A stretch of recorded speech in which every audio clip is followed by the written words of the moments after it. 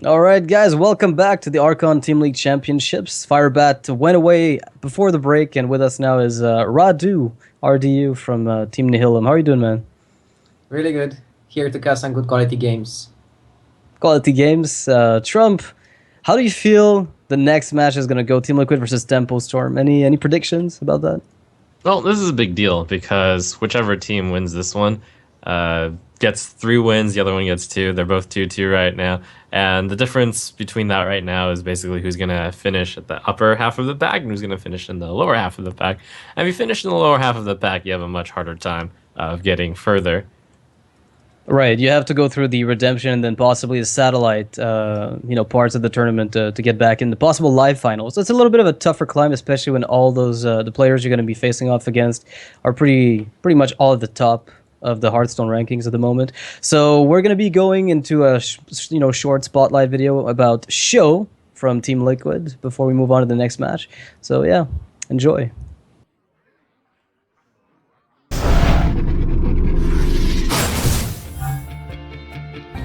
I'm playing for Team Liquid. My name is Jeffrey Brucey, and I play Hearthstone. As a Hearthstone player, I'm mostly known for being a warrior player, being rank 1 on both servers at the same time. I think my best rank 1 on NA and rank 2 on Europe with warrior. The format of the Team League is pretty different, so I kind of like it. I like it when it's new stuff. I'm not really fond of the Conquest format as it is now. It's Conquest now, but it's different because it's a team league, so I kind of like it. And we have to play 6 different classes, so there will be more versatility. Thank you for supporting me and my team. I hope we will do well, and I will try my best to be good.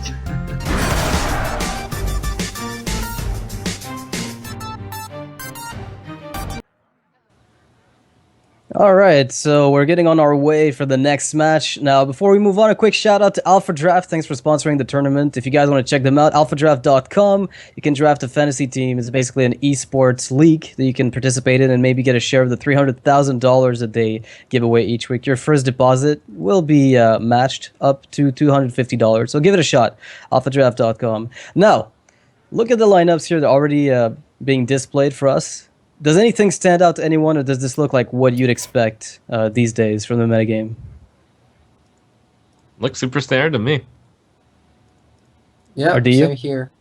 Okay, so the shaman is. I guess nowadays we're not as surprised. Initially, when the Archon Team League launched, you saw a shaman, you were just blown out of your mind. Druid was also fairly uncommon. I think Team Liquid, though, not bringing the what's the class they don't have right now that pretty much everybody brings in their lineup. Druid, I guess, has kind of come back. Yeah. One of those. Yeah, I want to say Druid instead of Shaman is kind of more common, but a lot of players are liking Mech Shaman quite a lot.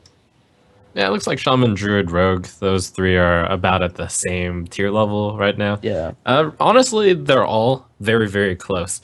Even though you see a lot of the top 4 decks being played, the classes, they're not that far away from like the next 3. Or even the next 4. Or possibly even the next 5. Yeah. So what do you think of Tempo Storm not bringing a Rogue, RDU? Is that something you find a little odd, or do you think Rogue is also a little bit weaker than it used to be? Well, usually I would expect Hive to bring Rogue, but in this specific metagame, in this week, I think Rogue is just one of the worst classes.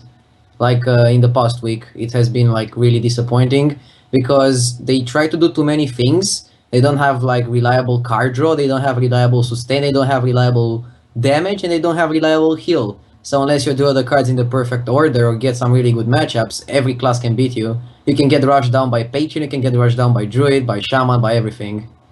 Okay, so it's like it's not a matter of the class being bad. It's that sometimes it just doesn't get the setup of the whole prep sprint. That will win you games, but if you don't have it, if you don't find your prep, I get the feeling Rogue often just falls flat on his face. I think like prep is just so key to the matchup. I kind of see what you mean. Yeah, it's Rogue- also a matter of how the 4 most popular decks being brought to the Archon League are all either even or have an advantage against Rogue. Okay, well, I think 50. Yeah, you're right. I mean, you have Hunter, Warlock every single time. You have Patron Warrior as well, always brought. And Freeze Mage is a really tough matchup. So unless the metagame switches to a different type of mage, then maybe Rogue could come back. But even then, there might be just better alternatives. Well, it just turns out that the rogue is really good against like the 4 classes that are often not brought, like Yeah. priest, paladin, those classes. Yeah, Shaman as well, which isn't too bad. Like you can get a good Blade Flurry and wipe the board out pretty fast. So we'll see how Neirea pilots it though, because he's a very experienced rogue player, and you know he's been known to play it, and he's been having great success with it in the past. Well, SjoW's gonna be playing as Hunter versus Gaara's. Well, Gaara's. I'm guessing I want to say Shaman just because it's cool, but I don't know if he'll start with that. We'll see. Shaman is really these bad two versus teams Hunter. are really well matched right now. They're both 2-2, and they only have one tiebreaker win between them. Team Liquid at 21 wins, Tempo Storm at 20 wins.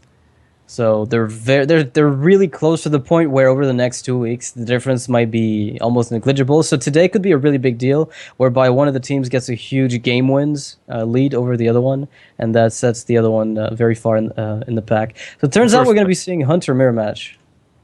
It's worth mentioning that Celestial, who just finished today, only has 17 game wins, and or 18 rather, and that means even if one of these teams goes 0-6 right now, they'll still be ahead of Celestial in the tiebreak. So Celestial is rooting for one team to really crash and burn this week, and one of these two teams is really one of their targets. This is kind of disheartening for Team Celestial, though. If you think about it, like you come in here, it looks like a really cool event, and the first 3 weeks are a disaster, but there's still time, and then 2 weeks afterwards, it still hasn't recovered, I guess. At this point, they're going to keep doing their best, but the odds of them really passing on to the next stage are pretty slim. Do they have any mathematical chance to not lose instantly? If everybody That's else true. loses like 0-6 or something. It doesn't have to be quite that bad, but the teams which have 2 wins right now need to lose rather poorly. Oh, it might happen today, at least partially. It would be a really crazy thing to see the first win for a series that doesn't end up in 6-3, because that's the worst we've seen so far. We've never seen anything worse than this. So if somebody goes like 6-1, that would just be devastating. Yep. Looks like hybrids from both sides. Right. One side's showing a Wolf Rider, the other side showing Abusives and Glaivezookas, yet still holding Shredders, which is more of a mid-range thing. Yeah, hybrid is very... It looks a lot like face. You almost can't distinguish them until you start looking at, 3, maybe the 5 cards. That suddenly you're like, oh yeah, this is a completely different deck. I think Glaivezooka is really important in this matchup. The player that gets it first usually has like a huge advantage. Not in this situation because of the mad scientist though. Well, is it that bad There's even in this situation, plays though? right now. There's a Knife Juggler break the Creeper play, there's the Glaivezooka play, and then if you decide to go with the Glaivezooka, you have to decide whether or not to try to trigger the trap. Isn't the Glaivezooka more worth it? Just Glaivezooka and trade your Creeper, then you have 2 1/1s the following turn that can proc the secret. Your That's what opponent is I forced to thought. unleash double 1/1s if he wants to like negate the... That's what I thought he was going to do, but he opted for another line of play, which I guess in this case is not going to be that terrible, but in this case he's still forced to unleash to negate the entire play, right? And if he doesn't have it, you stand to get maybe a tiny, like better lead, maybe. Just a little bit. Yeah, I liked this play too. It looks like it's going to leave something for the secret, and that's one of the times to get Knife Juggler to actually throw knives. Right. This play is better if your opponent doesn't have the unleash, and if you know for a fact he has freezing trap, because it's really bad versus explosive. Having double 1/1s is obviously better than just sacrificing a juggler for free. But the game can still go either way. We see SjoW running Wolf Rider. People tend to go from Wolf Rider to Arcane Golem. Wolf Rider is better if you want to play him on turn 5 as a tempo play, and Arcane Golem is just as a finisher usually. Yep, SjoW playing the Unleash there tells Gaara that is freezing trap. Gaara is still maintaining initiative, though, so he's in a pretty okay spot. If he goes for Juggler Abusive, he could try to snipe off the Hound and keep an extra minion, but then the question is, do you really want to keep an extra Spider to spawn a potential extra Hound? You've seen one Unleashed, so what are the odds of a second one cropping up? I think Zuka was better. You don't want to take the risk. I don't know. Gaara is really playing aggressive and taking the juggler risks. I don't really like this that much. But he's the hunter expert. Job's done. And there's a trade. If SjoW had a freezing trap here in his hand to play, that would actually be a devastating moment. But no such thing. So at a high main, it's gonna come out a little later. Maybe almost too late sometimes it feels when it comes down. Now if Yeah, Gaara especially had a at freezing the point trap, where- No, Gaara did, yeah. I said if SjoW had a freezing trap right now, that would be a really big deal. Gaara's thoughts right now are whether or not to take the abusive sergeant trade or to just go with the shredder and face. I like this. Gaara's just pushing for damage. shouldn't you play the shredder in the middle in case you get flanked on your Direwolf doggy? Of course, I think everybody knows it at this point, but a lot of people are just autopiloting it. Yeah, it's like every time it comes up, you have to mention it just because. But the thing is, it's made a difference in some tournament games, right? Like, let's not lie, it has made sometimes a tiny difference where the trades had to be a little suboptimal as a result of that. But You I always think have it's to root. You always have to root for them getting it to get punished, so that they always play the shredder in the middle afterwards. yeah, soon enough we're gonna have to play around betrayal from the spell slinger from mage. Now that's gonna get tricky. How do you Yeah, play around sure. explosive shot, right? In that mage deck.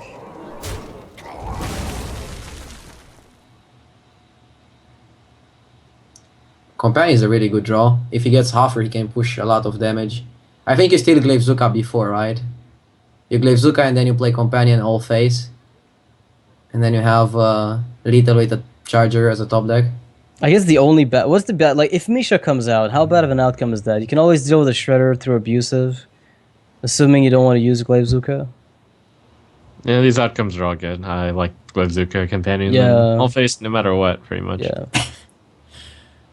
You might consider a trade if you get Misha. Ah, no. Not even then, I don't think. Because they still have to make all the trades defensively. For you. Which is why the Savannah High Main comes in a bit too late in this game. It's like, it's just so awkward. Yeah, The you other want to... possible play for consideration is Shredder Abusive, just because you generally have the mentality that you want to play the Shredders earlier. Those are slower cards, so it depends on how long Gaara thinks this game That's a will good last. point. That's a good and he makes the trades. Gets the freezing out of the way.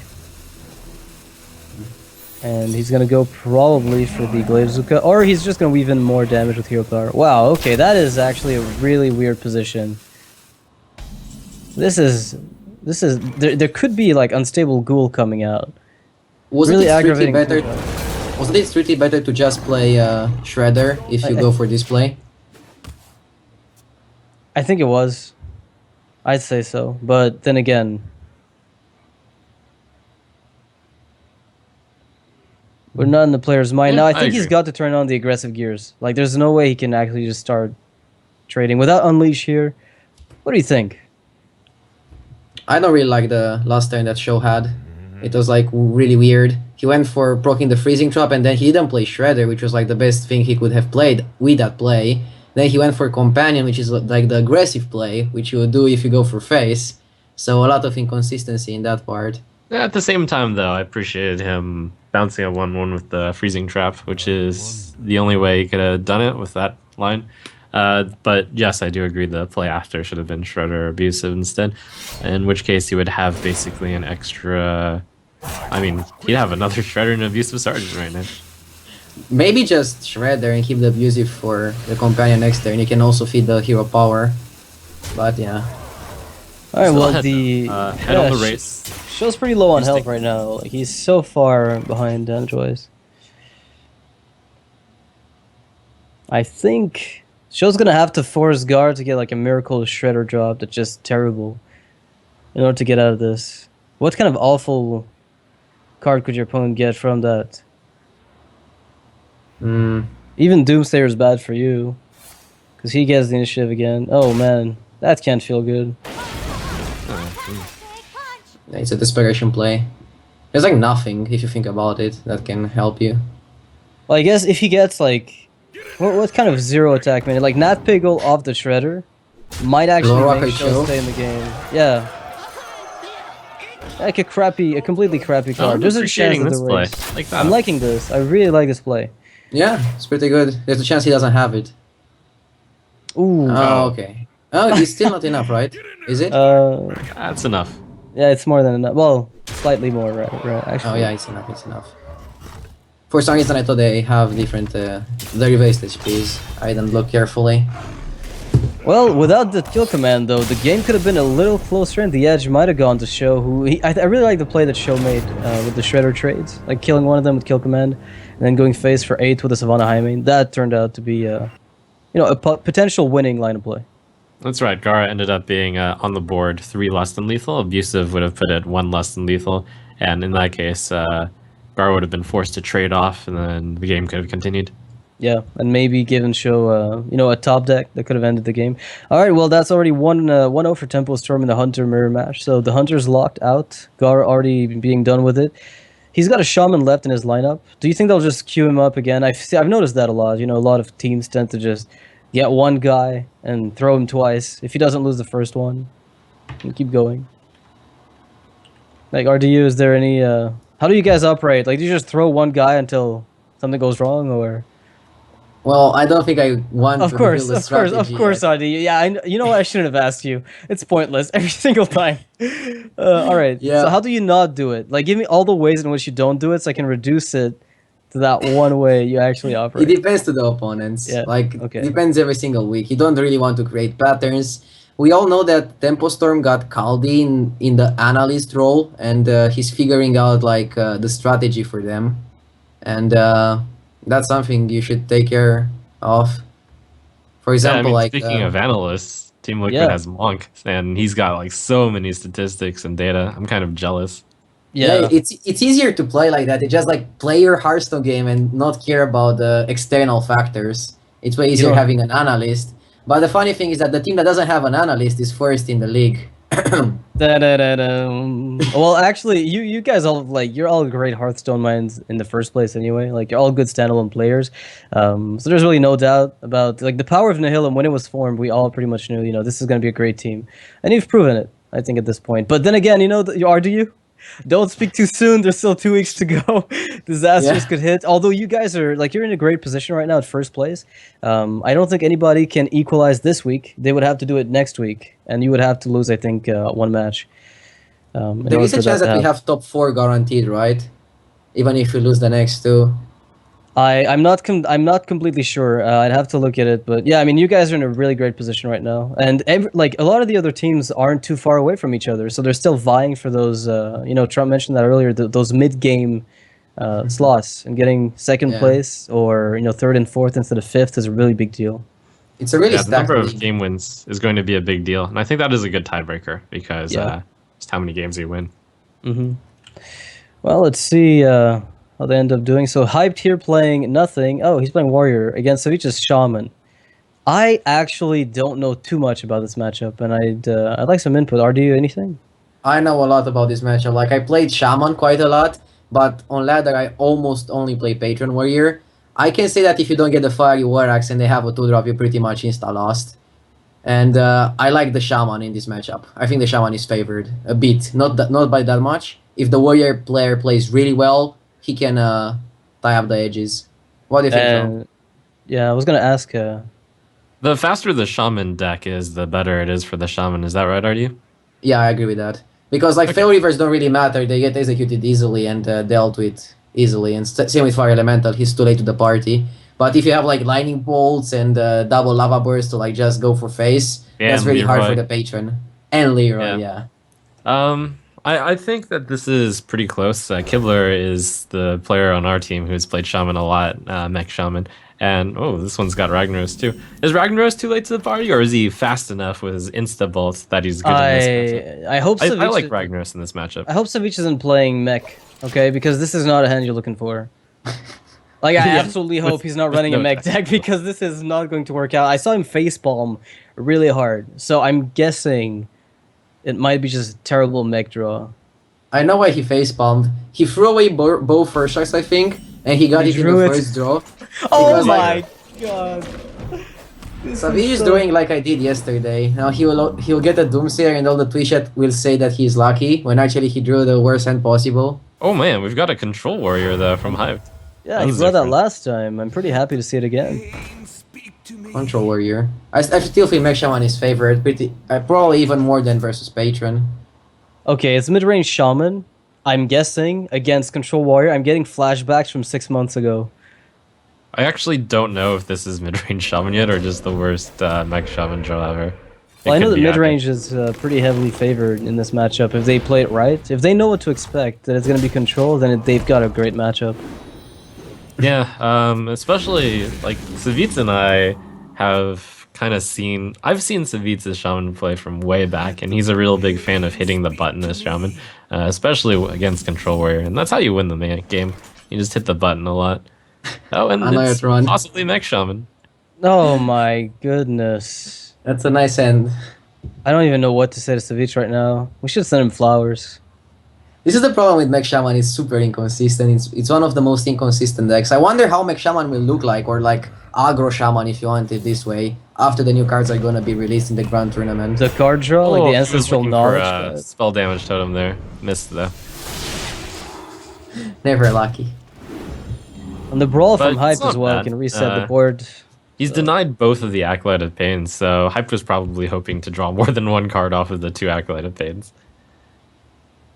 You mean it's not a good investment? 6 mana, draw 1 card? I thought that was great. Not so good. Though it did pull 2 cards from the opponent, so at worst it was break even, but you're looking to do more than break even with Acolytes. A little late to the party, but hey, I'll take that, I guess. It just has to spawn something that has more than 1 health, because that would be a big problem. Yeah, on the bright side, Savjz has a good 6, 7, and 8 lined up. Yeah, but isn't it too late versus Brawl, versus Executes and stuff? With Ragnaros, I mean, it might be fine. It might be just enough if the Fire Elementals can bait some removal. Maybe Dr. Boom and a Rag will get to do something relevant. Oh wow, a buff on the Healing Totem? Is this real? Well, it's really unfortunate that he got a 1-attack minion, because now he can't Fire Elemental with them. Yeah.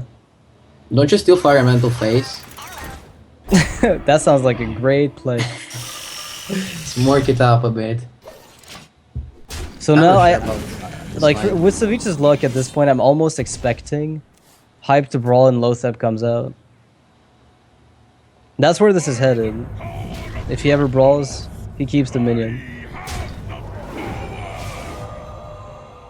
That's a really high value Emperor Touriston. Do you just boom as Savjz and go for full face and ignore the board?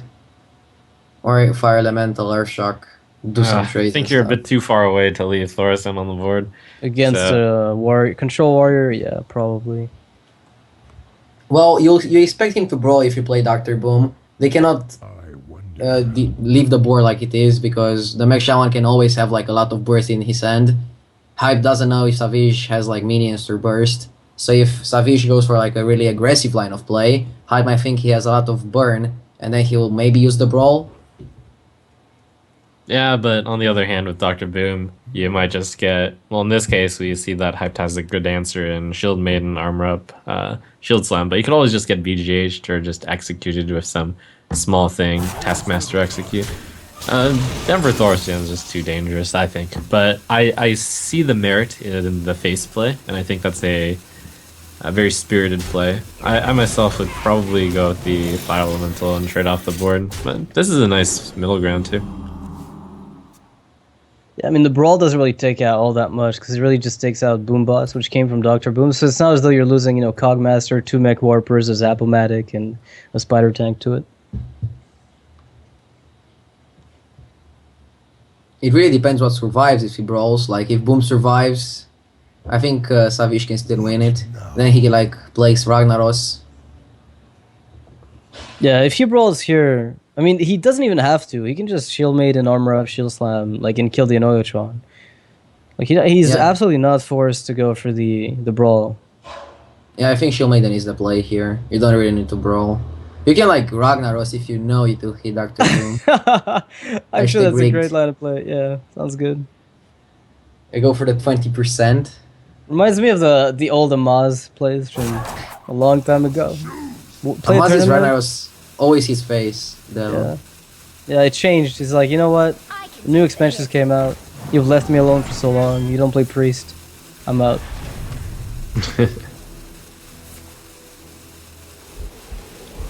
Alright, well, tough spot for a Mech Shaman right now. The opponent is at over 30 and has the board.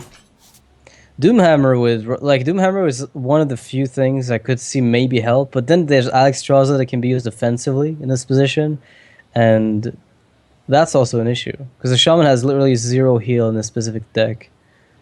This is a little bit of a tough spot for Savjz because you really want to play Ragnaros, but you also kind of want to. Oh wow! Wow! Wow, that's that is so insane. That is like one of. Yeah, that's like one of the ways to make a comeback. A little bit of a bright spot for Savjz. Like he needed that. He's been getting not so lucky previously. He evens it out, and hey, even Void's playing Ragnaros into BGH. So, what he's looking for here, like, do you brawl here or do you not have to? Because it's kind of a small value brawl if you think about it, really. I think offensive Alex is so much more dangerous. Well, yeah, it guarantees you 8 damage to the face, and you can play like Fiery War Axe Ragnaros next turn and win because Ragnaros will hit face. Wow. Yes. Did you just go for the Rag? This damage is starting to come in for Savjz. He can actually trade away that Fire Elemental if he wants to. See, the positioning of it is now looking a little weird. You might just want to Rag. It's either Rag or Flame Tongue between the 0-2 totems and play Fire Elemental face and go for full face. I don't think you trade here. You're not in a spot where you want to trade. Because in the long run, you are gonna lose. Oh, he's trading. Nice hit. Doesn't even have to use the Rock Biter on this if he doesn't want to. You can just use Fire Elemental to kill this. But then I guess you're giving your opponent a better brawl, which is sort of what you've been trying to avoid. So, do you value keeping the totem over? Oh man, if you knew what the opponent was holding, the best play would be to just totem here. But it'd be very impressive if Savjz had that kind of patience. Like you do have to kill your opponent. But now there's a no good way you chance have the that. 6/5 comes out, right? Like there's a good chance. And oh, well, he's gonna have the answer no matter what. If a 6/5 comes out, he's got a good answer. Yeah, there's no Turns way you out have that that much patience. Had answers no matter what Savjz played. Yeah. But the best thing that Savjz could have done if he had full knowledge of Hype's hand was to press the totem button. But I think overall this is the right play. And actually, if he was going to play the Fire Elemental, I think it would be even better to Fire Elemental the remaining minion from Hype's side instead of sending in the totem. Now here's the crazy thought. If he uses BGH instead of Execute, Ragnaros could be useful. Yeah, it's possible that, well, it just gets executed. Again, yeah. Actually, you could Rock Bite one minion, play Rag, hope the other one dies. And then he plays Rag, it hits your face. You silence your own Yeah, Rag, you top that this Wind is- Fury, you win. This could work.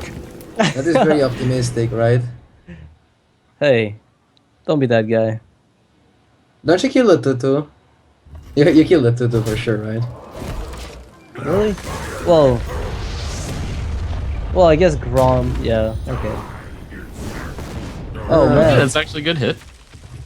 so he's not gonna die to Fire War Axe Rag. Actually, yeah, he does, never mind, he Oh. did. He's Rest in peace. Wait, how that did is we the- not think of the axe? that How is did the we reason not- why I have. That is one of the reasons you don't have to die to like Death Bite or Axe plus the Rag because you know he has some cost reducted cards. Well, he lives. Not that it matters very much. Actually, it could matter a lot. If he actually dodges Ragnaros for multiple turns in a row, this Noyotron and this Stone Claw could be a problem. So Rag has just- to hit the Noyotron, and this Zapomatic needs to... What does it need to do? Get a Flame Needs to just stay Tongue. on the board for 2 turns, really. Yeah, that is not happening. Well, if an Noyotron gets hit here, that's pretty good. But then the health of the warrior is still way out of range. Never mind. It's Yeah, a I bit get- of- Alright. Overly I guess Hype optimistic. won the Russian roulette game. Well, that was still a pretty good game either way. Just that Savjz had the terrible hand. Like, there's no worse hand. I thought it was mid-range Shaman. That's how bad his mech hand was. Like, for that Yeah, to I happen. wouldn't call that good, but, you know, Savjz made the most of his hand there. It actually looked like he had a chance at the Yeah. end. And sometimes with Mech Shaman, That's one of the nice things when you make your mech shaman have the high cards like Dr. Boom and 2 fire elementals and Ragnaros. If it does get to late game, you still have a chance. It's kind of like Hybrid Hunter, right? Like it reminds me of the way you remove some of the pure face, and you're playing a bit more of the high curve to compensate for your weakness to those decks. Well, let's do it for Tempo Storm. Taking a pretty good lead, but then again, we're still in the very early phases of the match. Conquest tends to come down to, even if there's only, one deck left for Tempo Storm to win with, sometimes Team Liquid can line up, 4 wins against it, and then end up at 6-4, or the other way around, of course. So we'll see how that ends up going. I wonder if they'll push Hyped or Gaara again, or if Eloise will come out. I know she's a pretty good handlock player. Yeah, Zoo too. She could be playing either one. Does she have a preference? I've seen mostly handlock from her, but I haven't really seen much of her Zoo play. I've seen a good amount of it. Probably the preference is just based week to week, depending on opponent. All right. Do we expect Tempo Mage from either of these teams? I don't think Neirea would bring that. I would be very surprised. Eloise, Tempo Mage. What are the odds? Not too sure. Not really. Tempo Yeah. Mage is like really subpar. Mech Shaman like is Mech so much Shaman. better. Yeah, but it's as inconsistent as Mech Shaman, right? Like in the same way we were talking about that earlier. Yeah, like the only reason to being Tempo Mage is if you're not sure on Mech Mage is if you're not sure what Tempo Mage is the best, and if you're sure your opponent is gonna run Druid and maybe Paladin too. Yeah, I could see that. Now, guys, if you want to post some comments about the league, feel free to do so. Just tweet #ATLC. It might just get read up on stream. Any comments, predictions, and whatnot. Now, Tempo Storm has Druid and Shaman left in their lineup. They still have to win with those two, and those are kind of the underdog classes, so to speak. Now that Rogue is kind of put on equal footing with Druid and Shaman in many respects, you could almost say that there are 4 top classes and 5 that could be swapped in and out on a whim. So do you think any of those 2 classes is going to be the biggest issue for Tempo Storm? I really want to see the Mech Shaman mirror. What does it come down to? Who gets Zapomatic? If Another it troll? goes to early game, but if it goes to mid game or late game, if the version with Fel Reaver should be favored because Fel Reaver is really hard to answer from the Mech Shaman that doesn't have Fel Reaver. Like I assume Gaara runs the non-Fel Reaver version and Savjz runs the Fel Reaver version. Oh, and Well, it goes to that. Wow. Let's see. This is insane. Okay, well, hopefully we see some Fel Reavers coming from Savjz. It's a card that's been cut out by a few people because I remember Brian Kibler ran into an interesting situation where he didn't play Fel Reaver on the coin because he was afraid of BGH, and as a result, the question then came up, which is, if you're not willing to play an 8/8 on turn 4, then why are you playing that over Fire Guard Destroyer ever? So people started putting the Fire Guard Destroyer in. Yeah, that's a good reason. But Fire Guard can also get BGH in some situations if he goes 7/6. Yeah, But at well, least you have a 75% chance. of I think that's a course. good way of putting it. Yeah, if you're not willing to play that card when it's best played.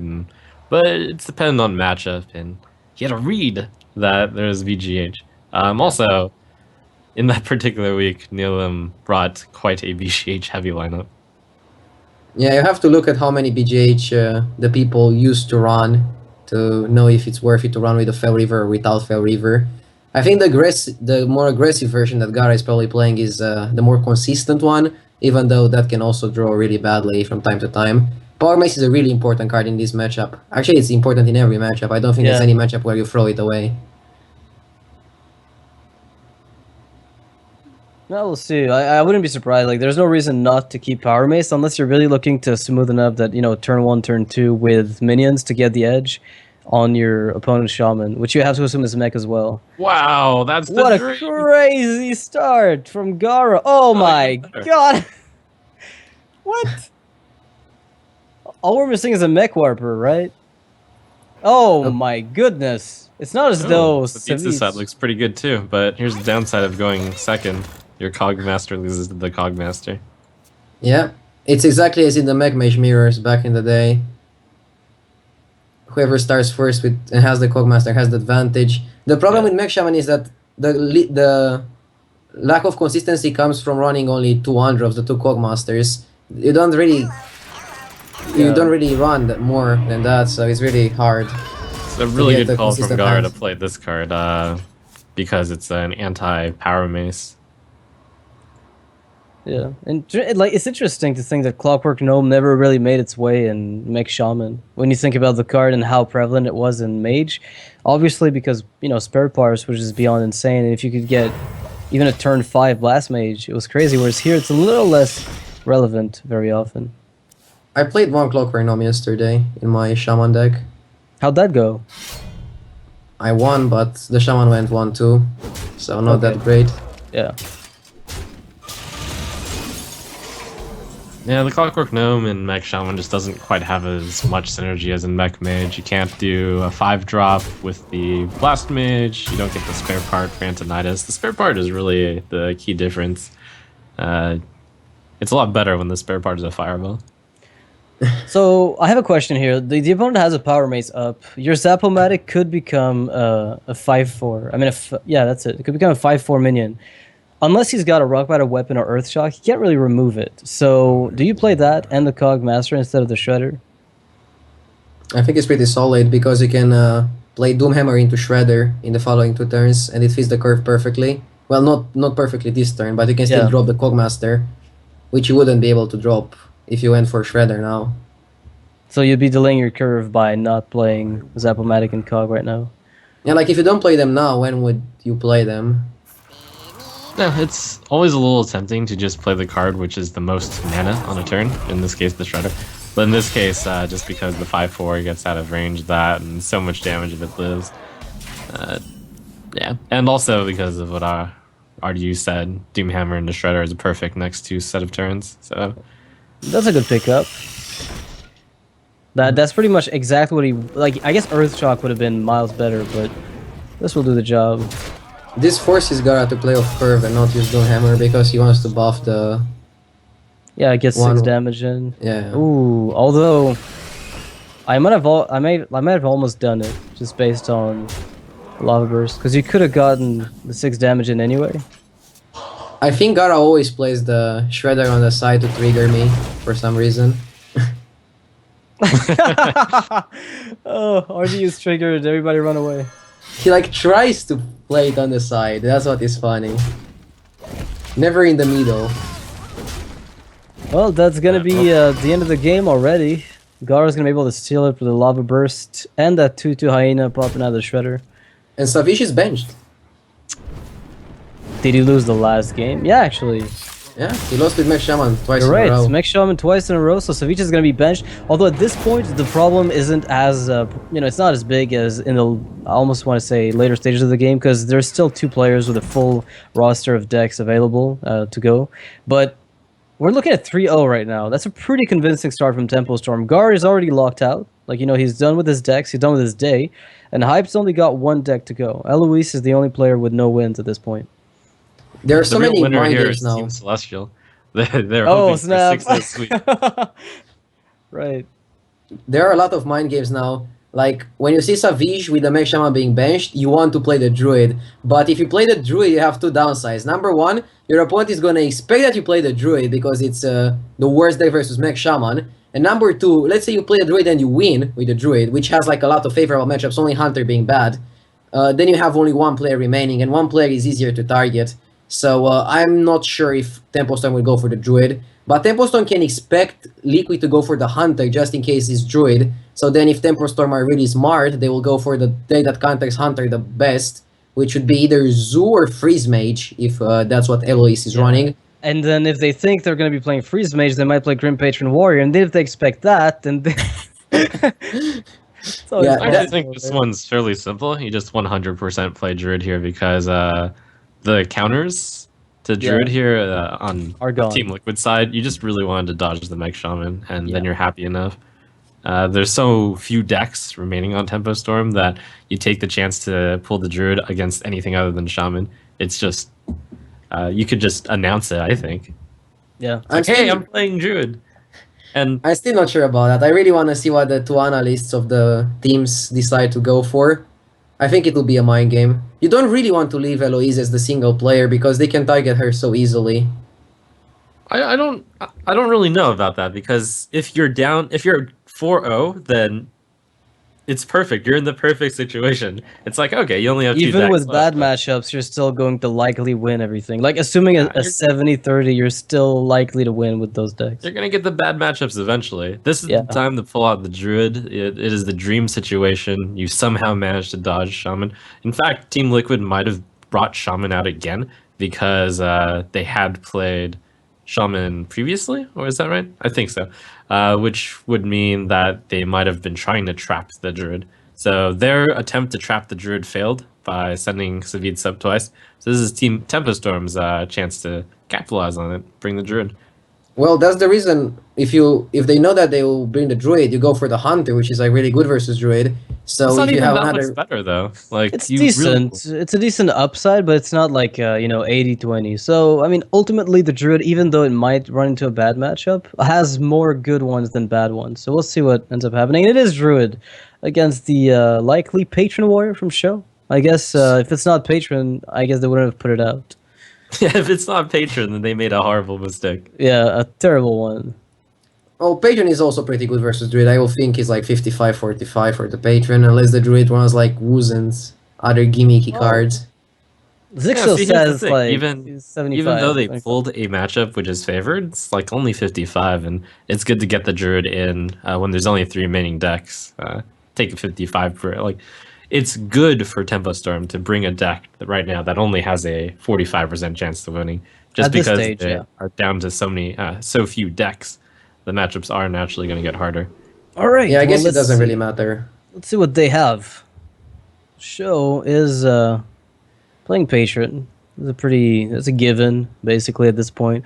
I mean, maybe the new expansion will shake things up a bit, but for the time being, you pretty much have to expect Patron mostly with some Control Warrior on the side. Yeah, I mean, this week we've actually had 2 out of the 8 teams at least brought Control Warrior, because I know my Right. team did. We just saw one. Yeah. Oh, you also brought Counter Warrior, right? Yeah, he That's did. right. It was pretty It's good. a free to win look against at. Freeze Mage. It's good Easy when life. everyone's pulling Freeze Mage. Oh, I'm pretty sure Hyped Patron is also a free win. Hyped as good as Druid. Did you see that? He's a good Druid player. Yeah. He needs a follow-up too for that. Oh, he got There it is. Pretty good. Now I he's still gonna think top deck Patron Shredder, right? is- Yeah, Patron is not in a bad spot. They have Acolyte of Pain. He only needs Death's Bite to start making a lot of patrons and win. Yeah. This the thing all. about Patron is sometimes you just have a mostly win hand. Like, sometimes you almost auto win, and the way that you do that is you get the Patron, you get Inner Rage and or Deathbite, and you get one more. And he has 2 of those 3. He just needs to draw one more thing in the next 2 turns. I've got the And business. going from Hype's hand, it would be very difficult to deal with these. It goes with the BGH. I like Wasn't this. it better to play the Druid of the Claw? Because if you play Druid of the Claw, you are basically safe against everything, and then you play Azir Drake, and Azir Drake will be protected from the Deathbite hit. While if you play BGH, Yeah, but if you play Druid of the Claw, you run into execute problems, and then like Cruel Task execute could be an issue. We've seen a bit more Cruel Tasks, which is kind of weird, but it's happened. So I can see why he made that play, and using the Innervate to mana saturation later on, maybe getting like if he top decks Ancient of Lore or gets a Doctor Boom. Like, there's a few plays that could make this a bit different. I guess. That's awkward. That always is, isn't it? Would you ever consider running the Druid of the Claw or swiping just to protect your BGH, or is the BGH just expendable? I kind of like the charginess. Yeah, Having a that's- a 4/1 isn't that good, but it's something. It'd be Plus, four. charging it versus like taunting it isn't that big difference. It kind of is, but Yeah. So it's this, I tough. guess his mana efficiency here was a tiny bit better, just I because he think both didn't plays use the were viable, innovator. and it just depends on who is playing the deck. Speak to me. Alright, so he's gonna execute this Druid of the Claw. It's a pretty nice hand the Patron's got right now. He's got no combo, like he's got one combo piece with the Gurren Patron, but it wouldn't take too much for this to get out of hand. Well, he used the Whirlwind already, so I think he needs a good set of draws to get out of this situation. On the other hand, Hyped doesn't have that much pressure, drawing combo bars too and the removal. Oh, Emperor is pretty good, but you need some more draw power. Yeah, I think I would have been tempted to. I think I would have Innervate Wrath there. yeah, I think I would have considered doing it just to negate the possibility of a Job's done. like Fire War Axe plus trade or Cruel Taskmaster plus a ping from something. In this case, it turns out to be a lot better. Wow. Like sometimes you save the Innervate just so you can do exactly Force Savage. This Force Double Savage is going to be so insane. So he's going to be able to get his opponent down to 26 just based off of the swipe and the Drake here. Assuming he swipes the 2-4, which we have to kind of... Although, could you rat the Gnomish Inventor and swipe face? Just to cycle and get something else? Yeah, I was considering that play. I think you do it.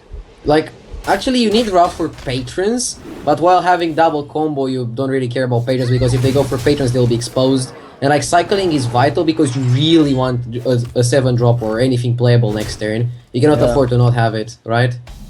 That's what I was thinking, but apparently Hyped has other plans, and we'll see if they end up panning out. It's not necessarily a bad play what he just did. I think it's like the obvious play, and maybe he still thinks this game's going to drag on, in which case what he did was perfectly right. It was a really SjoW must be questionable line. SjoW must be feeling pretty good about the game right now. He's got a reduced hand of a lot of good stuff, and he doesn't have any enablers, but it seems to be a nice relaxed face. Oh, wow. Till turn Was 10. that not a crazy pickup? So I think you swipe face, Wrath the Emperor to cycle, and then you just kill your opponent, pretty much. Well, you cannot kill the Emperor with only that, it's only for damage. No, you Wrath for cycle on Yeah, the I guess Emperor, you and would then you have to swipe power face. then. Yeah. Is that enough to kill it? Well, you deal 2 to it. I don't know, you hero power it down, you go down 5. Oh, you And hero then you're- power it down. Okay, okay. Yeah, okay. just to get more damage to the enemy's face. But then again, maybe I'm being too optimistic, and he's just gonna go for 4. I guess your health matters too much in this matchup. You can No, I now think swipe it's the and... right call. Yeah, cycle that just to get something to play on turn 9. Now do you innervate out Shredder? Like swipe? No, you still do the same play as you said and you just play Shredder next turn. You want the double combo for sure. It's something No. they don't play around. You cannot play around double combo, let's be serious. And what if he picks up innervate next turn and that's just over then and there? This would be so nasty. The thing is, the Armor Smiths from SjoW risk putting a dent in Actually, do you just let the armor...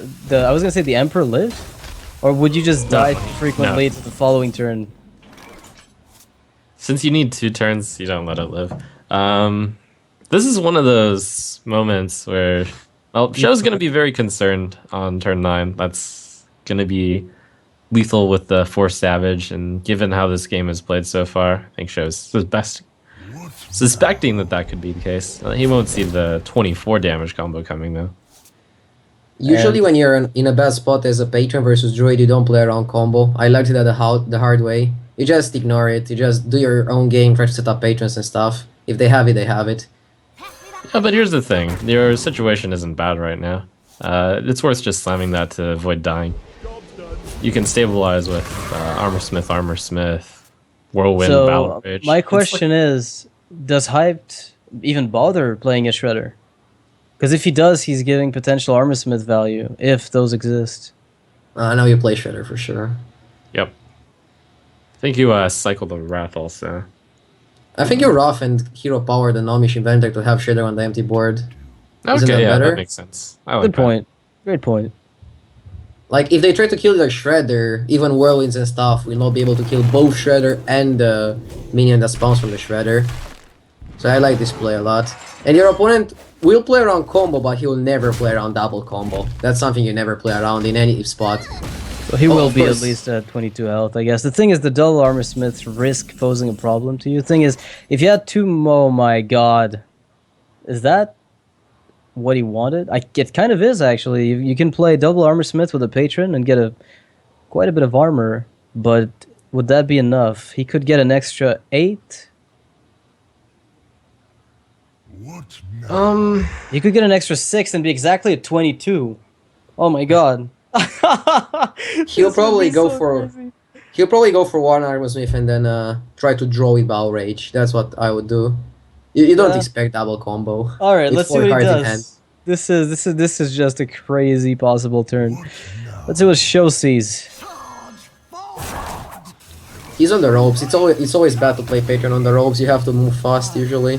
They Oh, spawn he's really gonna slow. go for the play you mentioned. That's gonna be game then. He's not gonna It finish would've the been turn game most either likely. way. Yeah. Yeah, he will not finish the turn with Armor Smith, with Patrons, and with Shredders. There's like almost, Yeah. and with Bell Rage. I don't think he finishes the turn. That's only ability when playing Patron. Yeah, I don't think he's even been able to attack the 2-drop that came out, did he? Oh yeah, he did, actually. Did he also get attacked to the face? I don't think so. That would be very surprising. He didn't. And Yeah, the but here doubles comes 24 combo. damage. There was the only play that SjoW could have made would be shield block, which would have not been the right play anyways. And there we go. The obscenity of this is... Yeah, SjoW just like, oh, no. With Wild Growth on 2, plays cards on turf, turn 10 for Savjz. Like, I don't know. Man, sometimes that happens. And Well, good on Hype for not using that Innervate earlier. You know, we did mention there was a few moments where we wanted to use it personally. You know, RDU wanted to use it to get out the 5-drop earlier. We wanted to use it for Wrath. And Hype just kept it, and it ended up being the winning play. Anything else would have maybe just not been enough. Crazy. It will get So- even crazier if SjoW also gets benched. Like, now, I just want to bring attention to the fact that Tempo Storm is up 4-0. Eloise is highly targetable. Savjz is still benched. So SjoW and Neirea have to get out the decks that they need. Like, that they want to beat Eloise. But how reliable would that be? Like, she's got Handlock, I assume, and Freeze Mage. What do they have that just completely demolishes those? well, they have the Patron. Patron against the Freeze Mage. That's pretty good. And against SjoW, it's also pretty good. And against Handlock, it's really bad. I guess Freeze Mage could be good from Neirea as well. Like, you're getting a coin flip once, and I think you've got a small edge against the Warlock, perhaps. No matter what it is, basically. That's correct. And SjoW can almost not risk getting benched. Like, if he goes in and loses, Neirea versus Eloise is all that's going to stay. That's going to Wow. remain in having the rogue locked up. That'd be which our is- first double bench, right? That's pretty exciting. Yeah, Wow. it'll be a 1v1. It'll be a 1v1. Yeah, until Neirea wins one game, and then somebody else can come into sub. Well, if SjoW loses now, Tempo Storm will be up 5-0, so if Neirea loses one game, It's That's over, like yeah. He has to game win and finished. unbench his teammates, basically. yeah. Well, let's see what happens. I think there's a lot of pressure on Team Liquid's side not to send SjoW out. It's not as though, like, I guess you want to queue up Grim Patron here, but then if it's Handlock and you queue that into it, I mean, your matchup is not unwinnable. We've seen a lot of Grim Patron Warriors pull off the win, but not nearly as consistently as they'd like. Yeah, I would say it's like a 15% or 20% chance that Tempo Storm goes 6-0. They have like unfavorable matchups, but they're still like doable. 10% would be fair, I think. What do you think, Trump? Well, You're better if it with were- odds. I think those are fair. So, like, I think your estimate is roughly correct. If the matchups were 50-50, then that would be 25% max. But of course, the matchups are going to be slightly less good. So, my estimate is somewhere between like 15, around 15% of a sweep here, 15 to 20. Yeah. Well, turns out they're going to go for that mirror match mage. And, That's bad news for Team Liquid because they were hoping to get better than a 50-50. yeah. When you only have 2 decks, like, it's hard to... When it's 6 decks against 2, it's really hard for your matchups to be less good than 50-50. So, when you're Eloise, 50-50 is about the best you could have gotten. The way Team Liquid can win is using the tilt factor and hoping Eloise goes on tilt if she loses like 3 games. Okay, sure. That would actually be, if Team Liquid comes back in, this could be a really big deal. If Eloise ends up losing, 3 to 4 games in a row, that's a really big deal, I guess. Because your teammates did what they had to, and then you feel like you're the one who's letting them down at the very end there. Whoa, Mech Mage coming from Eloise. It seems to be the case. Yeah, a hybrid even. Yeah. It's funny because Fel Reaver is one of the best cards versus Freeze Mage, and Yeah. this kind of mage is Wow, actually that favored. really surprised me. This. No, it's good. It's good. You definitely keep Fel Reaver on the coin, and now you destroy the Freeze You Mage don't player keep with double Fel Unstable Reaver. Portal though with Mana Orb? Oh, she didn't keep a stable portal. Oh, okay, yeah, you keep it. You keep it. I would have kept that minion, but I guess she was looking for something specific. I can't figure out why you would want. Wait, what? Oh, Control Mage? Control Mage? Is this real? I haven't seen this deck in It might about. be Freeze Mage with a Polymorph. Oh wait, that's And a a Mountain Giant? It's a Mountain Giant. Oh my god. Maybe this it's is- Freeze Mage with one Mountain Giant. Why not? And And the polymorph. It looks like an Echo, or I think Control is what it is, more so than anything else. And this is a matchup. Yeah, in specific, has played this type of deck before as a Control Mage. He's also got a Sludge Belcher. This is really exciting. This is the first time Control Mage is being played in Team League. And it's actually a really good deck to play against those type of tempo decks. Like, it's not nearly as good as, let's say, Freeze Mage against a deck like Tempo Mage, where Freeze Mage would be a little bit better, but against a deck like the one that Eloise is bringing, which is a bit more of a mech version, then I feel like the addition of the polymorphs to the roster really are a great help, because Fel Reaver is one of your biggest problems is Freeze. I like that Eloise always brings crazy decks, but I don't understand Tinkertown Technician in this deck. It doesn't really fit. You don't really want to get that much value from him. Like, can you fit Antonidas, Boom, Tinkertown, Fel Reavers? It feels like a really weird deck. Also, Unstable Portal, which she threw away, so she wants to tap deck into it and get the Deathwing or something like that. Yeah, I guess the Unstable average Portal Unstable. throwaway, I actually think, was probably the biggest mistake I've seen today. Like, you have the Mana Worm, you have the 2-drop. I think Unstable Portal is a fantastic 2-drop. That's got to be one of the biggest surprises I've seen. What to do? Yeah, I agree. Do. Duplicating to Sludge Belcher is pretty good versus any aggro deck, but this aggro deck runs Fel Reavers, and Fel Reavers are gonna come down now. So is Yeah. Sludge Belcher good enough versus that? I mean, the thing is, you kind of don't want to play the Fel Reaver here just because you don't know if it's Mirror Entity, and so you run the problem of giving them the Fel Reaver, and then they get the No, that initiative. deck is absolutely Freeze Mage in Eloise's opinion right now. Okay. There's no question, I think. Wait, no. You just attacked and Ice Barrier didn't pop, so now you're Yeah. scared. That's what I'm saying. Like, there's a really big doubt as to what you're facing off against. But if you've got intel, on Liquid, maybe Neirea is the type of player who plays very slow mages, which tends to be the case. So you're expecting Echo, Control, variants of mage that aren't exactly running Mirror Entity. And that was a great call from her. Yeah, that was a bit of a risk. She threw the coin first, thinking maybe Counterspell, and then no. And then it had to be exactly those 2 secrets for it not to be a Mirror Entity. I actually like Eloise's line of play. She saw that it's not Ice Barrier, but then when she used the coin, she saw that it's not Counterspell, and Tempo Mage is, if they play 2 secrets, they play Counterspell and Entity, so if he doesn't have Counterspell, then it means that he doesn't have Entity either.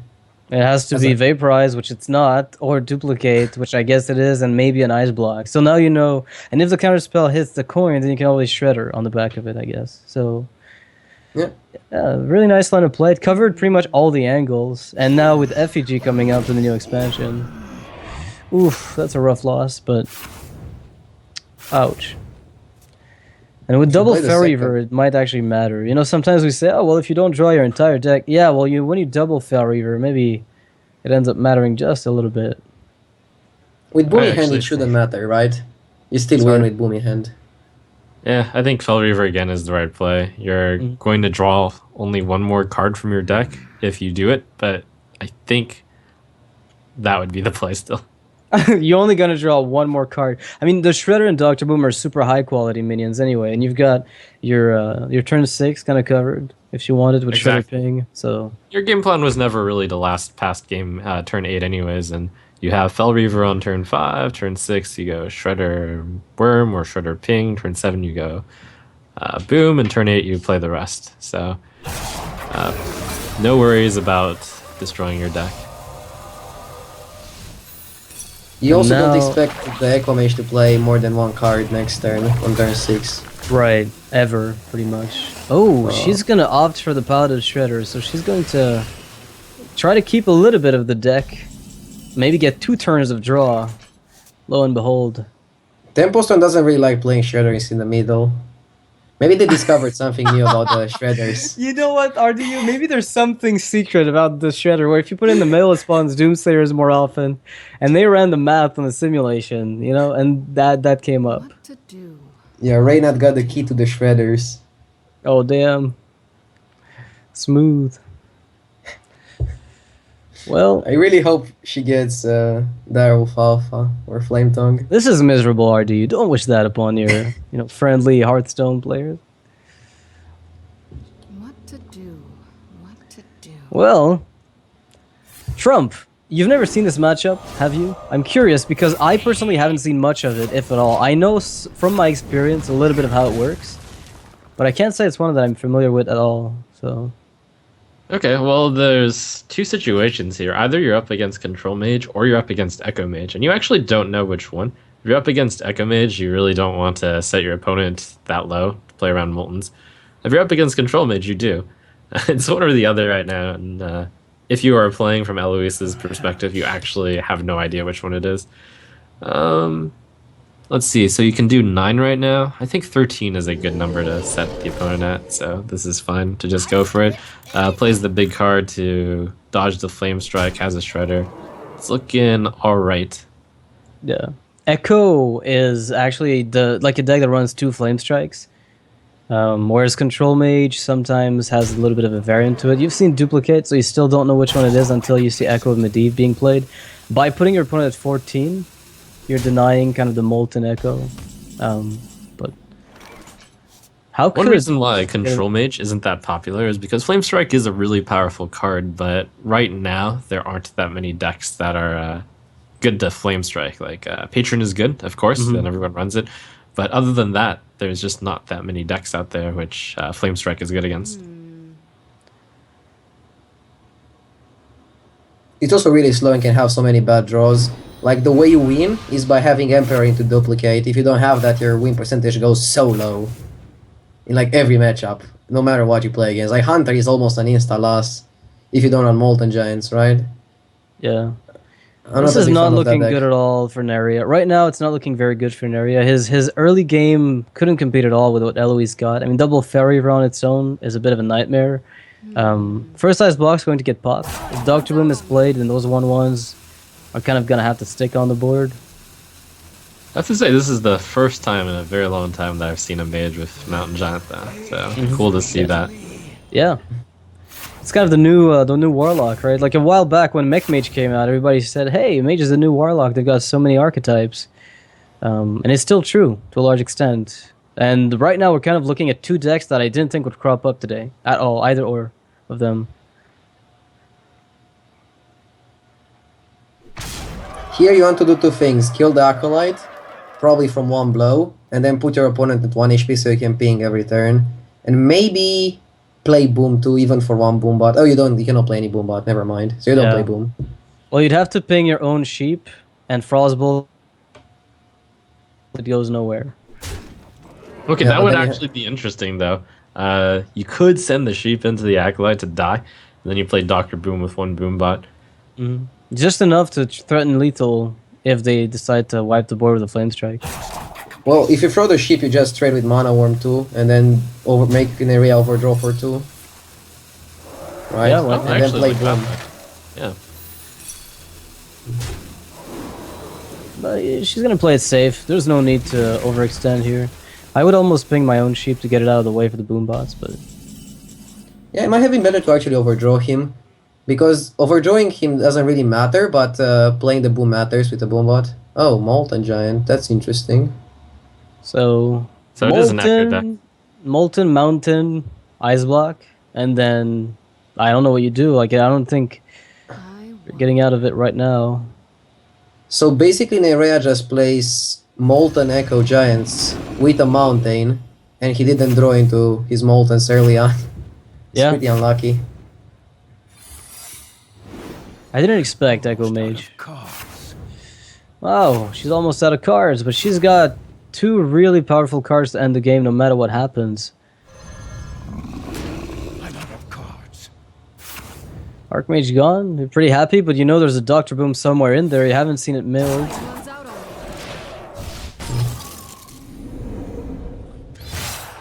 Actually, she has to trade, because Alexstrasza hit face is lethal. I don't think you play around that, but yeah, you trade anyways. No, yeah, in that deck, it's actually one of the few win conditions. Echo Mage wins with Alex quite often. Almost more than the old handlock. You might even Frostbolt the other one, like kill one. No, you want to play Boom, never mind. Yeah. So you trade actually, one and you play know Boom. what would be crazy? What? Is... Okay, that's confusing to me. Well, with this one, you're just going to Frostbolt a giant. Yeah, Yeah, definitely. but wasn't Boom strictly better because you want to play around Flame Strike Ping so that your board doesn't die? Your Shredder lives, so that's something. Don't you want to trade a Shredder into one of the Giants? Oh, you don't. Oh, you can trade out something else, I guess. We'll have to see what happens now, because now it's not quite over. The he can Alex defensively if he wants to, right? Is that going to be enough to save him? I think it would be, since the Giant's going to get traded into. Not if she plays the Spider Tank, and then that's 15. Oh, that's right. 15 damage. Yeah. 16 even with the sheep.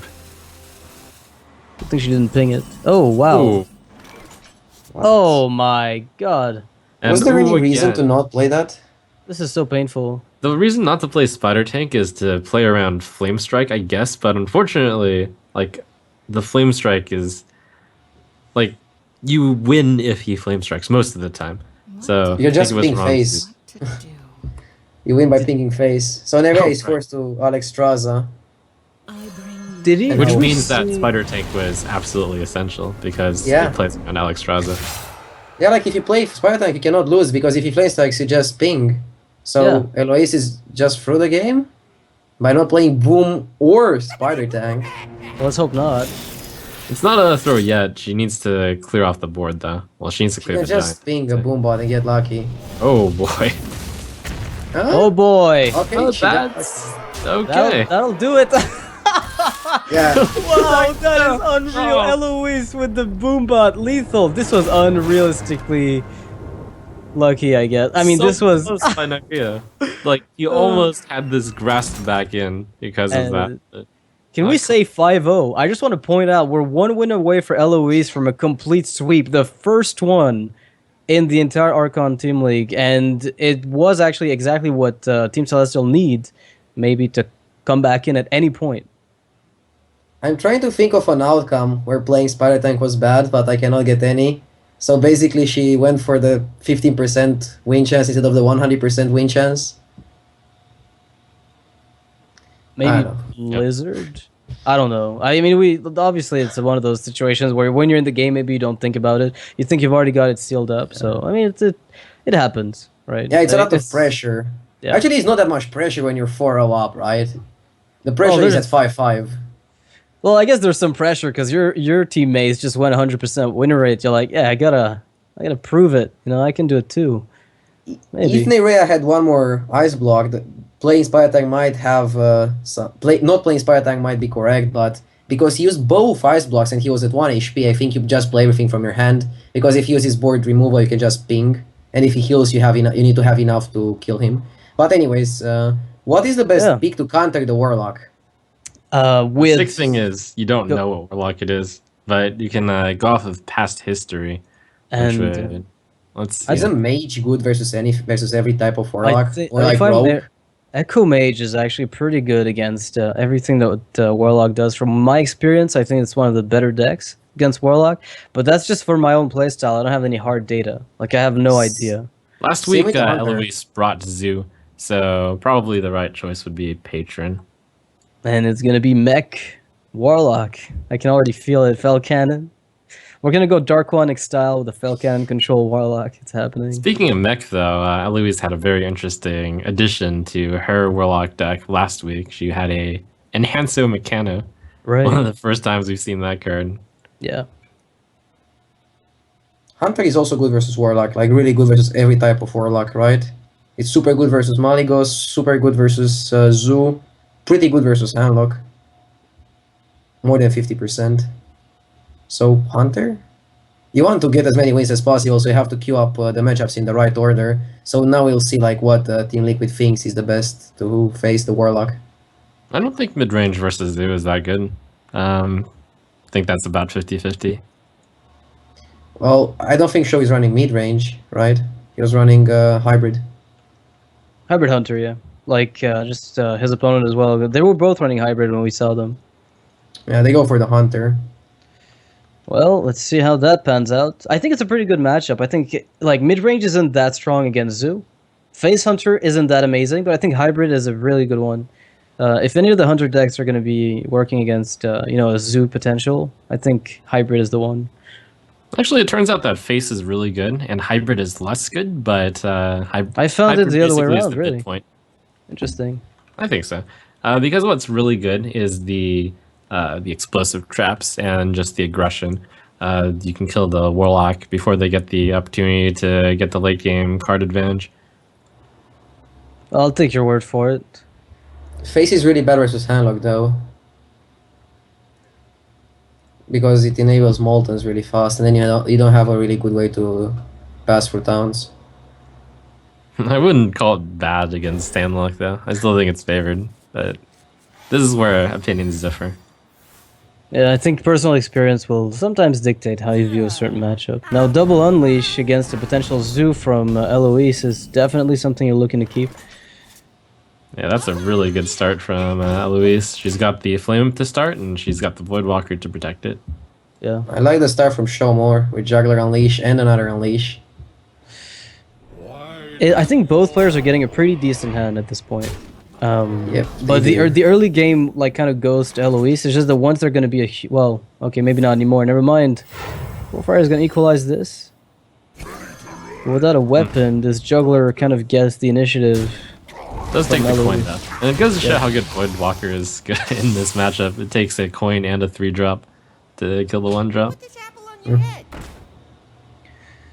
Double Juggler opener on the turn 4. Oh wow, both players with double juggle. Do you play the Juggler? I don't think you play the Juggler. You hero power and pass. I think that you seems play like it. a You've already you got kind of one. have to.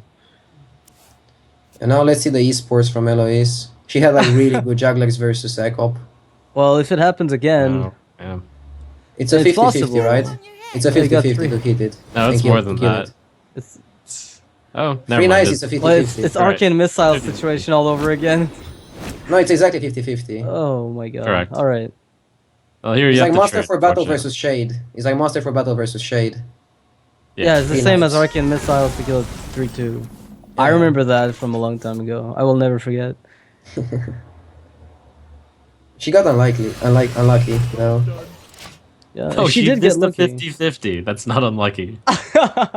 She just didn't Well- get the perfect outcome. After the first knife hit is not a 50-50 anymore. It's a 75%. Right, Oh my right. gosh, It's true though. Like it depends on which of the systems you're looking at it from. Anyway, let's not go mathematical on this. There's a Juggler Unleash coming up. Calculate the odds. Go ahead, Raju. I'm waiting. How often does he kill a Juggler here? I think you trade the Shredder first. Kills the juggler 100% of the time. I was gonna say with those little hounds, there's no way you're not. Shouldn't you that's have a- traded Shredder before? Um, Not good really, because point. you can get Mal'Ganis. But you don't know. Yeah, you don't know what comes out. If it's, I was gonna say if it's Mal'Ganis or,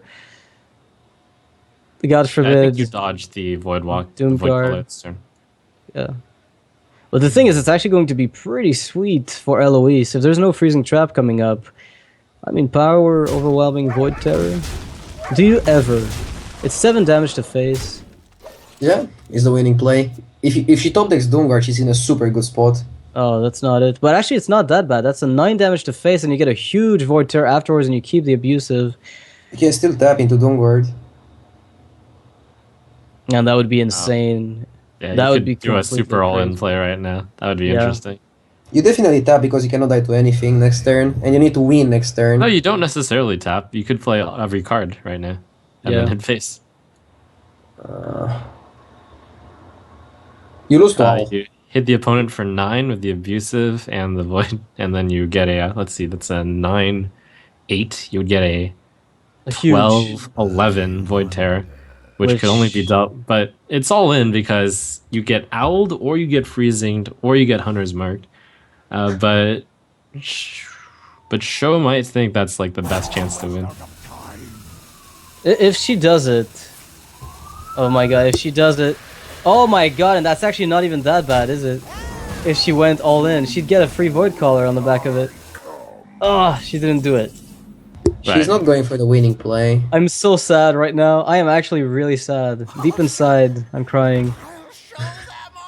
Well, I still mean, get I don't Morganis know and if you win. can call that the winning play. It would I be really see where she's coming from, and I might not do it. The thing is, look at the amount of damage on the board right now. There's 6, plus another... She's got 12 damage. She's looking for 7 more. She can hardly find it right away. Yeah, I don't know about that. I think the YOLO was the play. YOLO was definitely the play, right? Because you I cannot think it can win still versus be that lethal board. if you draw Doomguard with tap. That would be 7, 9, 12. It's too off. No, not quite. Yeah. You're missing 2 damage because you didn't YOLO. Basically. SjoW can still Oh, get, no unleash possible for the time being. That's kind of amusing. He still has lethal with abusive. But at this point, I don't think you play around any damage from the hand, right? Well, yeah. I mean, you would have to kill something here if you want to stay alive. But then It's how do fine you that- win ever? Eloise would have won if she went for full face. But yeah, of course, SjoW could have something really easily. But on the other hand, do you really expect to win versus that kind of board? I don't think you do. So Just going all calculate the in damage might over have 2 been- turns. Yeah. There was no way for Eloise to win if she didn't if she done that like as a previous turn, she would have won. Right. But now and it's, forced to out of desperation. Yeah. Now isn't just tapping for Argus a better line? Again, really inconsistent lines. Let's see. I don't think that was inconsistent. Like, I think that unless was you have consistent with what she lethal wanted. It's just that she figured at the end, well, now I'm desperate, I've got to do it. I think it was consistent with her initial idea of, I'll try to play a slightly longer game, and that didn't pan out, so then she tried out the all-in. I think it was consistent, just she didn't want to risk it too early enough, I guess, in this case. Well, Team Liquid is going to unbench their player, and Eloise is going to lose the first game for Tempo Storm. So she just needs one more win. Again, even with a 20% win rate against the field, there's a chance she gets a win, right? With 6 more matches to go. Yeah, now we need to calculate the chance of Team Liquid winning 5 in a row. I think he's like so slim, Yeah. maybe even less than 5%. It's like 1% or something like that, right? Because they have Mech Shaman, which is like awful versus Zoo. It's like almost unwinnable. And then they have Warlock, which is like decent. Patron is like good. That Mage is like good. And Rogue is like not that great. It's like 50-50. So... Yeah. It's just like to go through Zoo with every match you got. And the thing is, they have to play their best chances first, right? Just for the team, the game wins, that is. We talked about that a bit earlier, but those end up mattering. So they'll just have to try to queue their best matchups, one after the Yeah. other. If Team Liquid had only 50%, they would have 3% to win 5 in a Okay. row. I have a number crunch. Team Liquid has a 3.63% chance to win. Okay. That's good. That's a great chance, Trump. That's better than nothing. Yeah, It's better than 0. about the same as a Doomsayer coming out of Shredder, right? Roughly. Yeah, That's- you're right. higher. Well, actually, it's a little... Yeah, it's in the same range. On a daily basis, you're going to see it about as often. pretty Did much. you also count for the tilt factor that might come in after 3 games? What's is the that, like- weight on that? What's the weight? Is it like every single loss after the 3rd one counts for like another 25% Actually didn't account on for the top? tilt factor, so I'll round up Team Liquid's chance to 4%. Okay. That's it? Okay, tilt doesn't matter too much then. Well, the thing is that in the first games, Team Liquid is the team being tilted, and then if they win 3 in a row, then Eloise is gonna get tilted maybe. Ah, you're right. You have to account like the chance of the players going on tilt and the chance of that mattering with the deck that they play. Yeah, And then- part of the factor is that tilt with Zoo doesn't matter that much. Yeah, Yeah. you're right. And I think Eloise is pretty comfortable with her deck. And We with see her hand right now, I'm pretty sure. Yeah, this hand is nice. Whoa. Well, that's not exactly a prime a prime hand from Neirea. He needs to find a little bit better than this. Although what's nice about the hand that he's got is Oh, now it's a good hand. well, yeah, I was gonna say the moment he starts finding like one board sweep, he's got the secrets that enable like duplicating sludge belchers and whatnot. Thing is that Iron Beak Owl, man, that Iron Beak. It's gonna Oh, be yeah. really valuable. But now Eloise knows that Neirea has Moltons. Will she play around it? Is it correct to play around it? Since you know you have the Mech Shaman matchup, which is like super favorite, I think you just YOLO this matchup and not care about Moltons, right? So you just run into it and like you just brute force it until you're forced into a good matchup. Yeah. You just try to get lucky. You have a You know, lot to of some chances extent, to- though, it's really it can matter quite a bit for Tempo Storm to kick Liquid to the curb because every single win that Team Liquid gets, these two teams are rather close in score. So if you keep their tiebreakers down, you have a higher chance of playing one standing higher. Well, there's like 2 more weeks, so anything can change. Yeah, but it's good to make that gap as wide as possible, given the chance. So you're right. Now the question is, do I go for the I was gonna say, do I go for the Ice Block now and Doomsayer Nova later, or do I Doomsayer Nova now and get wrecked by Owl? Because then I'm behind though. Neirea tries to This- keep the this Doomsayer Owl for a is lot of value. But yeah, Owl is gonna be insane. Eloise has a blank turn now. She would have loved Neirea to play the Doomsayer so she can use all the mana, almost all the mana, with the Iron Beak. I don't even mind PO half the time in this type of deck. The Dr. Boom's Boombots might be what make a huge difference in this case. Because they're going to be really hard to clear and the Ice Block might be popped just about the same time if you look at the way the board is lining up.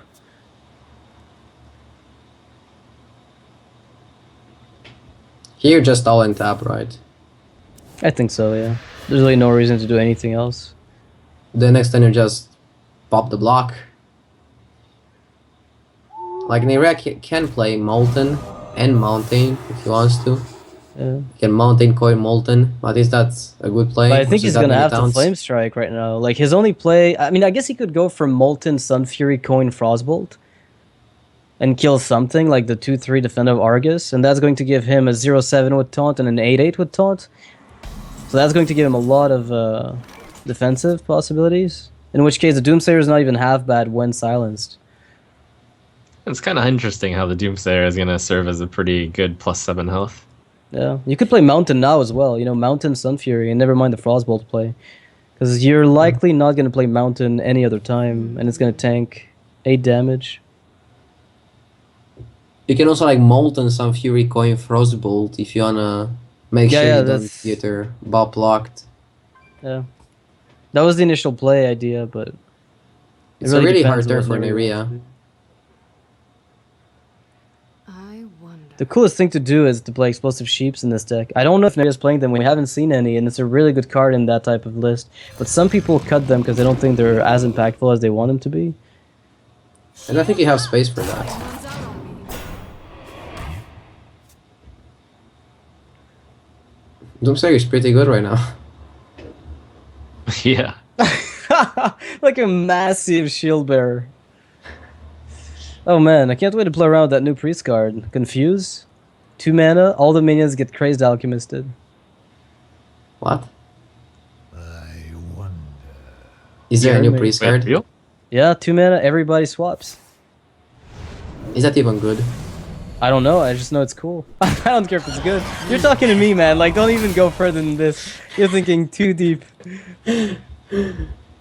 I like Alright. Eloise playing Doomguard now before Oh, and playing it's a the one good drop. one. Oh my god, was that a sick Doomguard. Keep the boom, keep the Mal'Ganis, no problem. Just Yeah, that's the reason why I played before. I like it.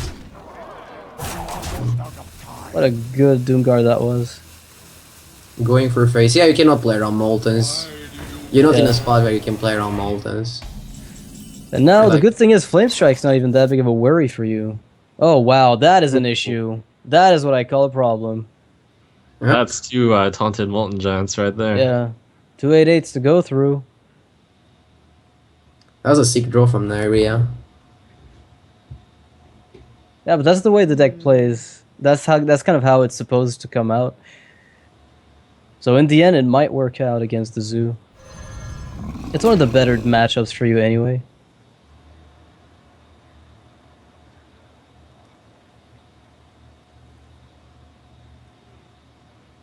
What is he thinking about?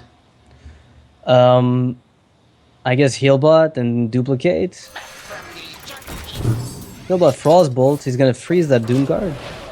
Isn't this line like super greedy? This is going to... Well, yeah, it's very greedy, but it's actually not gonna get punished, is the cool thing. It's greedy, but at the same time, as Echo Mage, it's the type of greedy play that you rarely ever will get punished for. Because you can then just get another Molten. The only thing I don't like from this is that you risk losing your Sun Fury if the Zoo decides to play the trading game. And if he kills your Healbot, your Echo just loses drastically in value. The only upside is that you can then pop the Creeper and Flame Strike everything off the board. It's a really different line of play than I guess I would have taken in the same situation. Yeah, that was a very interesting line of play. I'm not going to call it bad because I'm sure Neirea has played this matchup. So Well, it's much. working out because Eloise is not trading, right? Wow. Ooh. Yeah, this is looking I very would have surely dangerous. traded there though, as Eloise. I think he's telegraphing, hey, I'd like to maximize my Echo value. Can you please feed me some of it? And she let it slide. Now you can even echo a mad scientist if you want to be really greedy. Because why not? Nobody needs any of those other cards. Oh man, this is so devastating for Eloise. He doesn't He know wants yet. to Flame Strike and not use the Echo. Well, that's This is that's greedy. that's a little unusual. So he loses the... Okay, wait, Oh, I don't that's know. odd. I have absolutely no that's- idea. You know, this doesn't seem consistent with his initial line of play. Now I'm not sure what's happening anymore. He's gonna live and probably race ahead. Like I don't see how he's gonna be behind, but No, I mean the line of play was to use the Healbot to kill Dr. Doom. That would have been pretty good. And now Eloise can just trade? yeah, and the Echo's dead. I think Neirea is not.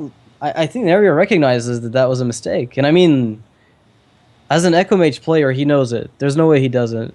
No, Did he it wasn't not necessarily a see? mistake though, because the Boombot needed to hit the Healbot. If the Okay. Healbot had lived, then you kill the Dr. Boom and you win the game easily. Okay. Yeah, but Echo Maybe is you're like right. 100% win. I don't think the Zoo player can deal with like double taunted Molten Giants. I'm not sure. I didn't play That's that true day, too, but since you've seen a owl be used. yeah. We'll see exactly how different this lines ends up of play. panning out. Yeah. It's That's really what's so questionable. great about Echo. Like, Neville's had a really good list that he piloted to what, rank 1 legend, I think, one season, and it's a deck that he's obsessed with, right? And the way he plays it is pretty interesting because no two games resemble each other. And when you look at two players playing Echo Mage, none of them will make the same play. And I find that pretty fascinating about the deck list. It's just that it's not a very a very heavily represented list in tournaments. Well, Neville himself, that played the deck a lot, said that he doesn't even play it himself in tournaments. He said it's only good versus ladder players that never played versus the deck before. If you play versus a pro, he will just leave you at 20 plus 20, health, yeah, and there's and like let no you way die. you win. Yeah. There's like no way you win because you don't have like that many threats. But Neirea's version forces you to bring him down because of the mountain. But because of the mountain, he also has like more dead cards, so he has like a higher percentage of drawing really badly compared to Neville's against well, yeah. aggro. I mean, yeah. against the aggro, you're gonna be in a little bit more trouble, obviously.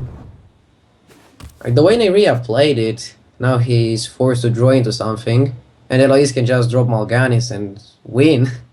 Well, she can't quite win yet. She has to kill a mad scientist in the first place. Like she has to abusive the creeper and kill the. Abusive the egg, and kill a mad scientist. Otherwise, Flame Strike will take care of Mal'Ganis.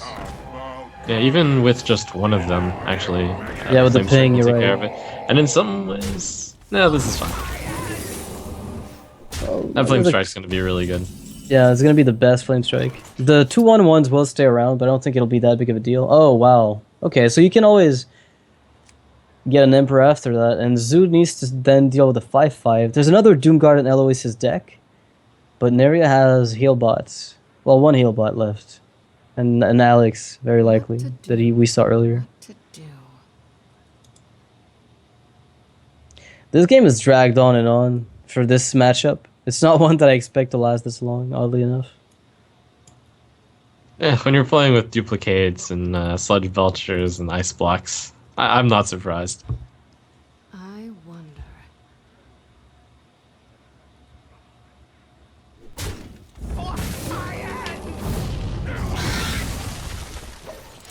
Yeah, at this point though, it is strongly in Neirea's favor. It's going to be tough for Eloise to dig up that remaining 7 damage. Unless he gets Doomguard, Doomguard. It doesn't take Doomguard much, is no. but he's got no more board wipes. That's what we have to keep in mind. Like, this Emperor is pretty cute, but it's not contesting anything for the time being, unless Neirea picks up a Blizzard. I mean, we've already seen him play 2 Flame Strikes, I think, right? And he's got a Frost Nova left, if not 2. Ooh, I don't think the okay. deck runs We're just Blizzard. breaking it the old-fashioned way with 5 straight damage. Okay. When was the last time you saw that? When was the last time you saw an Ice Block get popped? Oof. Let's see what... I think Eloise is heavily favored now, because putting Neirea at 1, he needs Alexstrasza or Bust in the next 2 turns. I might even just implode to get the 1/1s, obviously. Yeah, but he broke the block. It's a Yeah, hard you have to decision, but proc. You have to proc the block. Yeah, there's no way you don't. Ah, Well, I There guess might you be could reasons actually... no, Yeah. actually because of duplicate, there's no reason to. No. Yeah, he can still get 2 Emperors. Yeah, but even something as innocent as Sludge Belcher might be good enough. Let's see, that's 3, 5, 6, 7, 8, 9, 10. Not... Yeah, that would be good enough, but misses. Well, the same way you can say Eloise can get a Doomguard. Does he play... Yeah. Does he ever play a Fireball? I mean, he can play Healbot Echo if he finds one. And maybe stay alive a tiny bit longer. I don't think you can actually fit Fireball in this deck, especially if you're Yeah, running it doesn't it doesn't fit. It's one of the few decks that actually just doesn't run it straight up. There aren't a lot of mage decks that don't. It seems like not using the Echo faster cost him the game, possibly, unless he gets Alexstrasza. Alex would be a game-changing top deck. I mean, even Frost Nova would be at this point. If you let the board filled up like this, Well, When again, I look back at the board, like at the time that he could have used Echo, it's astonishing that he didn't. Because Yeah. it was a heal bot, it was a Molten, it was a Sun Fury. it was everything. Yeah, It could have I- even been an additional Mad Scientist if he had the extra 2 mana to spare. And he had it at that point. He could have been greedy and just copy that, but he did not. oh, Doomguard. And now there could be a lethal from hand anytime soon. And suddenly Alexstrasza is not looking nearly as bad. With that Doomguard in hand. Eloise doesn't have to tap, not to risk anything in case a shenanigan happens. And that's game. That looks like it, yeah. I mean, you could go for Doomsayer, Echo Doomsayer, and then concede. Well, Neirea had 2 Sayer, turns of Polymer Echo. effect. Wow, that is by far the most polarized series we've ever had. 6-1 in the Archon Team League. That was number 1, especially fast.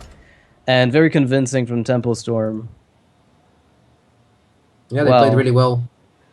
Yeah, I think the plays were good, and the thing is that, like, we mentioned this earlier, but the benching, the first bench, when the Druid came out from Hyped, the kill that he got on Grim Patron was a really decisive moment, because if that hadn't gone through, the Druid would have had to then play against other decks that it might have been less favored against. So that was a Well, really it probably pivotal still point. win versus the Mage, right? It's super Right. favored, the Druid versus the Mage. So, yeah.